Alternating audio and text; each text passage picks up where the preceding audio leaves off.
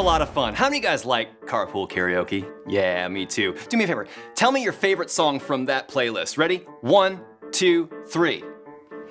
Yeah, that's what I thought. You know, every time you share an experience like the one I just shared with Sneed and Charlie and Ruby, you have an opportunity to fill your heart.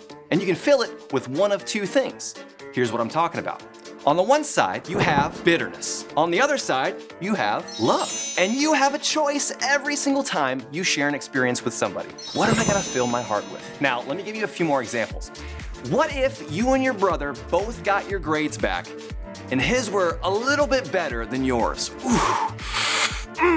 What if your sister got a chance to have a slumber party, but you didn't get to have one? Oh, come on! What are you gonna fill your heart with? Bitterness or with love? And I wanna look to the Bible because every time we have questions, where do we go? We go to the Bible, right? And today I wanna talk about somebody from the Bible who had that same choice of what to fill his heart with, love or bitterness. His name was Herod. Everybody say, Herod! Ooh, that was good tone on that. Yeah, Herod was a king, which meant he was a very powerful person. So whatever he chose would have affected a lot of people, whether he wanted to spread love or whether he wanted to spread bitterness. Which one do you think he chose to spread? If you know anything about the Bible, you might know that Herod was not a nice guy, boys and girls. And so, of course, he chose to spread bitterness. Do you remember Peter? One of Jesus' best friends, one of the disciples? Yeah, well, Herod was the one who put Peter in prison.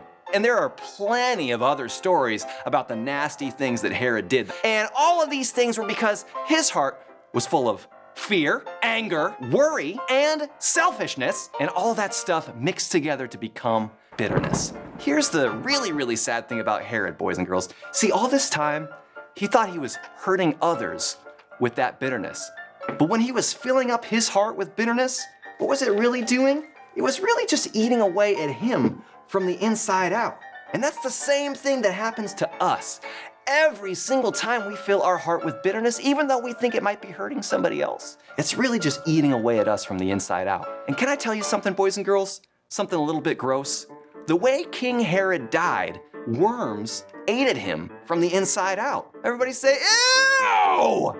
I know, I'm so sorry. One of the grossest things ever, but it's true. And I think it was really a symbol of the bitterness that was inside King Herod's heart. Now, what would have happened if instead of bitterness, King Herod would have chose to fill up his heart with love? Imagine the delicious, warm feeling of love being poured into his heart and then poured out onto everybody else that he knew.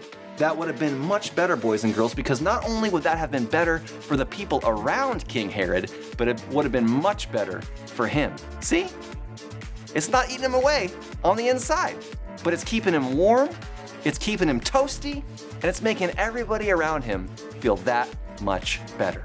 Boys and girls, you have the same choice, to fill your heart with love or to fill it with bitterness. What are you gonna do? Let's look back at those situations. When your brother gets better grades than you, are you gonna go, oh man, you stink, I don't like you anymore? Or are you gonna choose to fill your heart with love and say, hey, great job, man, I'm so happy for you? What about your sister? When she has that slumber party that you didn't get to have, are you gonna fill up your heart with bitterness? Or are you gonna say, I am so happy that you get to do something you enjoy? We awaken God's plan by loving others. It's that simple. Jesus said, the greatest thing you can do in the world is to love me and to love the people around you. Wow. I think that's a part of God's plan that anyone can take part of. It's so simple, it's so easy, but you have to make that choice. Will I choose love or will I choose bitterness? It's all about God's plan. And that's what I want you guys to remember as we stand up, because we're gonna do our big idea together. 3, 2, 1. God has a plan for me.